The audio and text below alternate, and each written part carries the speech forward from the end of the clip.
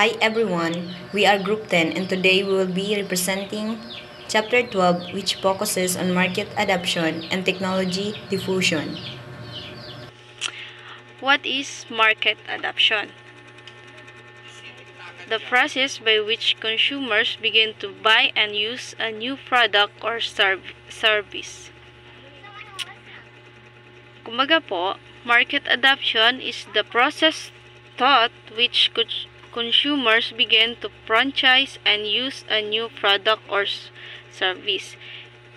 It's the point with the product start to gain traction and the market.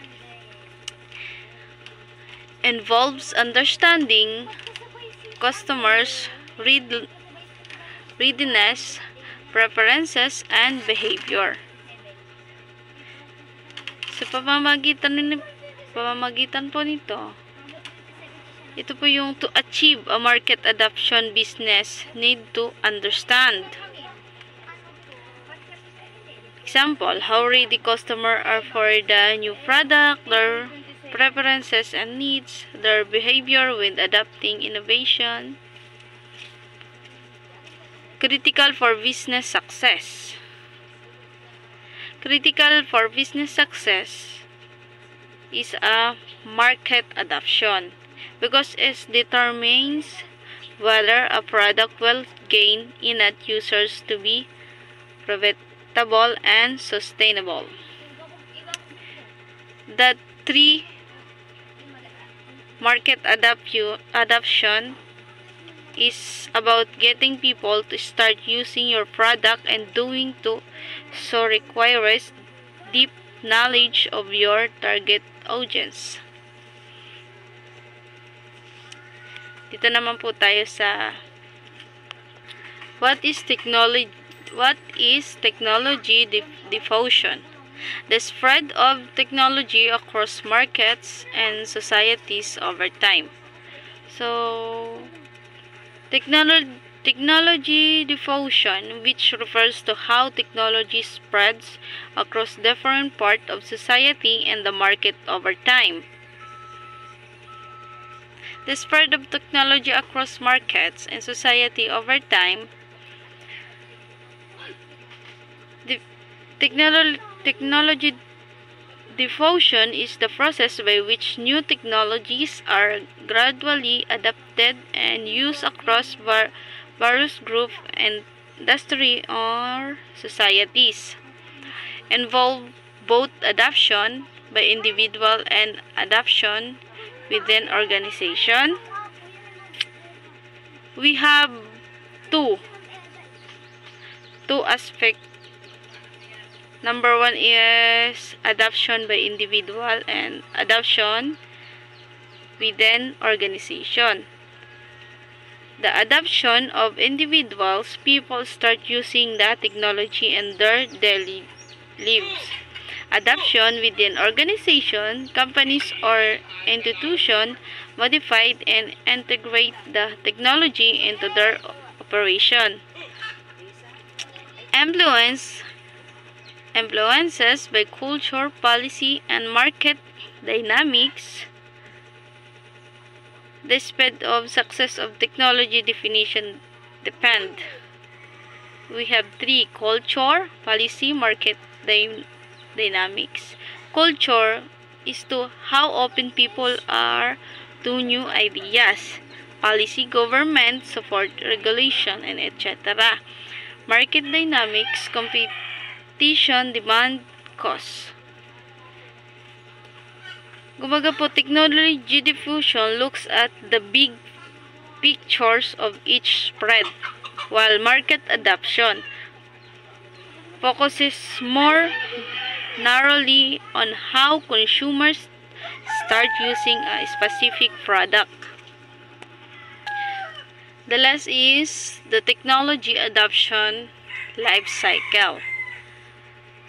Number one, innovators first to try new technologies.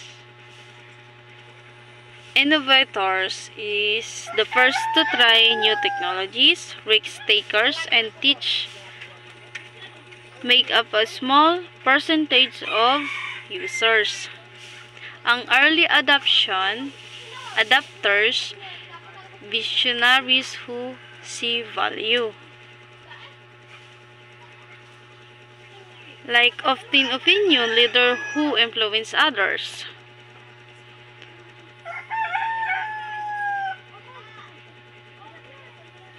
Early majority pragmatic user. Pragmatic users means who adapt ones that teach and prevent reliable and beneficial. Late majority skeptics. Kumbaga po, skeptics who adapt only after the majority of society has done so. Laggard traditionalists.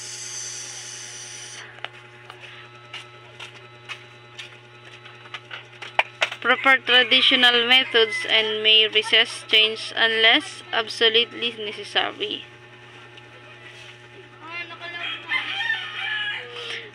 These models helps business understand how to market the different user types during each stage of production introduction.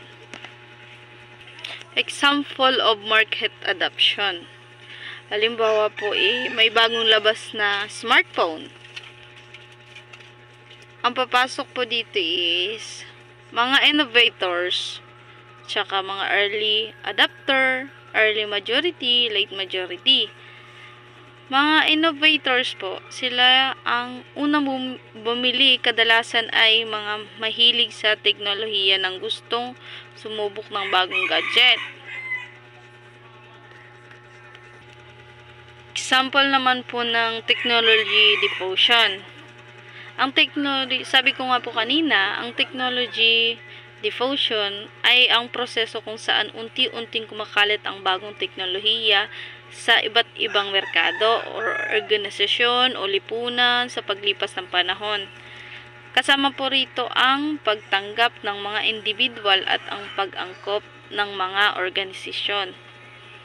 Example po, ang pagkalat ng internet ay isang magandang halimbawa ng teknolohiya diffusion. Sa simula, piling bansa at mga negosyo lamang ang may access sa internet. Kalaunan, kumalat ito sa mga tahanan, paaralan at kahit sa mga liblib na lugar.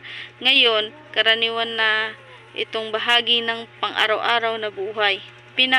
Pinapakita dito kung paano lumaganap ang teknolohiya sa paglipas ng panahon.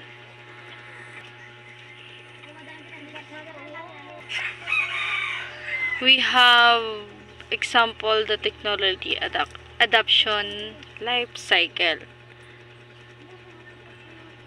Sabi ko nga po kanina, technology adoption life cycle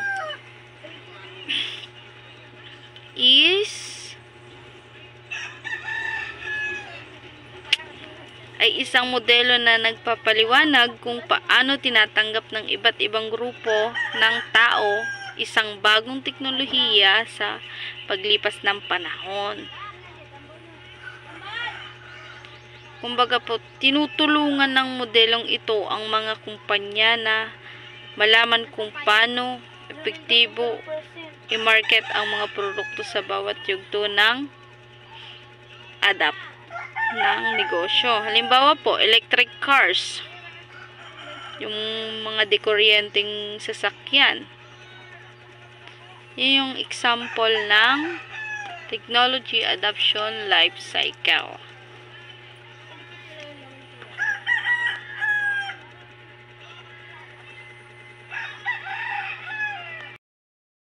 Good morning everyone. Good morning ma'am. I'm Kimberly Sausa, the second reporter of Group 10. My report is all about marketing insight to facilitate innovation. Marketing can provide the necessary information and knowledge required by the firm to ensure the successful development of innovative new products and the successful acceptance in disposition of new products. In both cases, it is usually the insight with respect to understanding potential customer that marketing supplies. Uncovering and understanding this insight is where effective marketing is extremely valuable.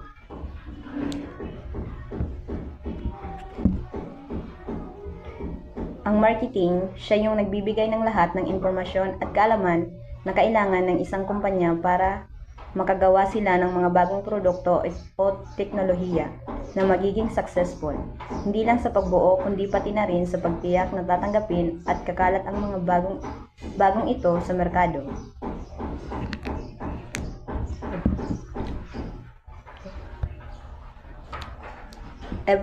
Everett Rogers' disposition of innovation theory. So we have here 5 key elements. The first is innovation. Ito mismo yung bagong ideya, produkto, teknolohiya o practice na ipinapakalat o tinatanggap. Example, ang 5G cellular technology ay isang inobasyon. Ang smartwatches noon ay isa ring inobasyon. And the second is communication channels. Ito yung mga paraan o media kung saan kumakalat ang impormasyon tungkol sa innovation mula sa isang tao patungo sa isa pa. Pwedeng interpersonal, face-to-face, mass media, TV, radio, o digital social media, website. And the third is time. Ito ang dalawang aspeto ng oras sa disposition. Ang rate of adoption, gaano kabilis kumalat ang inobasyon sa buong social system, at ang innovation decision process, gaano katagal bago magdesisyon ang isang individual na tanggapin ang innovation. And the fourth is social system. Ito yung grupo ng mga tao o organization na nag-interact at nakaka-impluwensya sa isa't isa, at kung saan nagaganap ang disposition. May sariling norms at values ang bawat social system. And the last is adapter categories. Ito ang klasifikasyon ng mga individual batay sa kung gaano sila kabilis mag-adapt ng isang inobasyon. May 5 categories: innovators, early adopters, early majority, late majority, at laggards. Emphasizes how innovation spread through networks. Binibigyan diin ito kung paano kumakalat ang mga inobasyon, mga bagong ideya, produkto o teknolohiya sa pamamagitan ng mga networks o koneksyon ng mga tao sa isa't isa. Adapter categories. Rogers 1995 classifies technology adapters by the relative percentage of customer at each stage. Innovators, 2.5%. These are the first to try new technology. Price or difficulty doesn't matter, experiencing the new scale.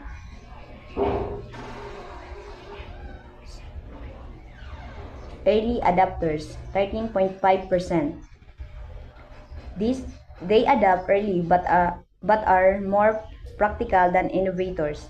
They assess the technology and its benefits before buying. Early majority, 34%. They don't adapt immediately but follow trends. They need to see many people using and benefiting before trying. Early majority.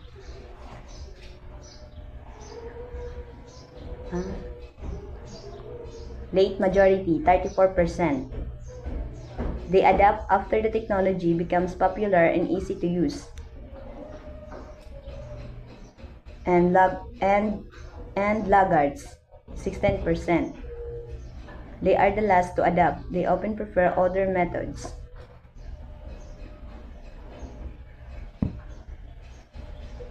Early adopters and innovators focus on the technology and its performance, while the later groups prioritize solution and convenience. Factors influencing adoption rate. The first is relative advantage. how superior the technology is compared to the old one. And the second is compatibility with existing system. How easily the new technology integrates with existing system. And the third is complexity, ease of use. How easy the new technology is to use. Simpler technologies are easier to adapt. And the part is reliability, ability to test. How easily the new technology can be tested without buying it. And the last is observatory, visibility of result. How easily the result of using the new technology can be seen. And that's all po. Thank you. Good morning, everyone. My name is Melvalin Embersuela. I'm the next reporter. Geoffrey Morris Chisholm theory highlights gap between early adopters and early majority. Early adopters, these individuals are enthusiasts about new technology and innovations. They're willing to take risks and often drive the initial adoption of new products or services. Early majority, this group more cautious and requires proven cautious. They're interested in practical benefits and want to see evidence of a product's or service value. Mainstream consumers require different marketing approaches. Pragmatists need to see tangible benefits, case students, and references before adoption a new technology. Critical for mass market success. Crossing the chasm and crucial for achieving mass market success of a product or service can transition from early adopters to the early majority to may struggle to gain widespread adoption. The crossing and chasm strategies. Focus on niche markets first. Target specific smaller markets that can benefit from your product or services. Build transaction and gather feedback from these niche markets. Use this feedback to refine your product or services. Build strong references and case studies. Develop credible references and case studies that demonstrate the value of your product or services. Use these references to build trust and credibility with potential customers. Highlight the success and benefits achieved by early adopters. Useful product concepts. Ensure that your product is or service meets the needs of mainstream consumers. Consider the entire consumer experience, including product features and functionality, support and training, integration with existing system, use experiences. Provide excellent consumer support. Offer high quality support to build consumers' loyalty and satisfaction. Ensure the consumers have access to resources, training, and assistance. Foster strong relationship with the customers to encourage word of mouth, to referrals and positive reviews. Challenges and technology diffusion. Resistance to change. People may resist adopting new technology due to fear of the unknown, lack of understanding, comfort with existing systems, concern about job security or disruption, high initial cost. New technologies can be expensive, making it difficult for individuals or organizations to adopt. Lack of infrastructure.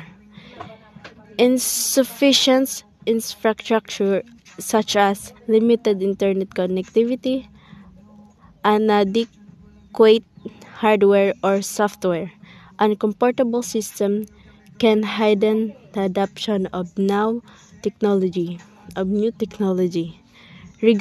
Regularity barriers. Existing regulation or law may not be suitable for new technologies, creating uncertainty, uncertainty, compliance issues, barriers to adoption, market education gaps. Consumer may not understand the benefits or value proposition of new technologies, leading to lack awareness, misconceptions, slow adoption rates. Thank you. And next reporter. Good morning, ma'am. I am Mortega Jobert, and I am the last reporter from Group 10. My topic is driving successful market adoption. Ito ang proseso ng pagpapakilala at pagpapasikat ng isang bagong produkto o teknolohiya sa merkado. Layunin itong hikayatin ang mga tao na gamitin at tanggapin ang produkto hanggang sa maging bahagi na ito ng kanilang araw-araw na buhay. Product innovation. Ang inobasyon sa produkto ay tumutukoy sa paggawa ng bago o mas pinahusay na produkto upang matugunan ang mga pangangailangan ng mga mamimili. Kung makabago at kapaki-pakinabang ang mga produkto, mas malaki ang tsansa na tanggapin ito sa merkado. Strategic marketing and communication. Mahalaga ang tamang estratehiya sa pagbebenta at komunikasyon upang maintindihan ng target na merkado kung ano ang benepisyo ng produkto. Kabilang dito ang branding, advertising, at pagbibigay ng tamang mensahe sa mga audience. Training and user support. Kahit gaano kaganda ang produkto, kung mahirap gamitin, hindi ito tatangkilikin ng mga merkado. Kaya mahalaga ang pagbibigay ng training at suporta upang matulungan ang mga gumagamit sa tamang paggamit ng produkto. Early partnership and influencers. Ang pakipagtulungan sa mga kakilalang tao o organisasyon na simula pa lamang ay nakakatulong upang mabilis na lumaganap ang produkto. Dahil sa tiwala ng tao sa mga influencer o partner, mas mabilis nilang susubukan ang produkto. Feedback loops. Ang regular na pagtanggap ng puna mula sa mga gumagamit ay nagbibigay ng pagkakataon sa kumpanya na ayusin o i-update ang mga produkto. Nakakatulong ito para sa long-term success ng produkto sa merkado. Next is case study. Smartphone adoption. Early innovation, touchscreens and apps. Ang pagpapakilala ng touchscreens at mobile apps ang naging game changer para sa mobile phones. Market drivers, connectivity and usability. So dahil sa madaling paggamit at konektado sa internet, naging mas kapaki-pakinabang ang mga smartphones. Adoption stages visible over time. Makikita ang mga yugto ng pagtanggap mula sa ilang gumagamit hanggang sa buong lipunan. Global diffusion varies by region. Iba-iba ang bilis ng pagtanggap sa smartphones sa iba't ibang bahagi ng mundo, depende sa ekonomiya, kultura at teknolohiya. So next is benefits of understanding adoption and diffusion. Helps predict market trends, guides product development, informs marketing strategies, enhance competitive advantage. Next is conclusion. Market adoption and tech diffusion are essential for growth. So theories like Rogers and Morse provide strategic insight. Next is successful adoption requires clear planning and execution. Ang matagumpay na pagtanggap sa isang produkto sa merkado ay susi sa paglago ng negosyo. Sa tulong ng mga teorya tulad ni Rogers, mas naunawaan kung paano kumilos ang merkado. Ngunit, hindi sa lahat, kailangan ng malinaw na plano at mahusay na pagpapatupad para maging matagumpay ang adoption.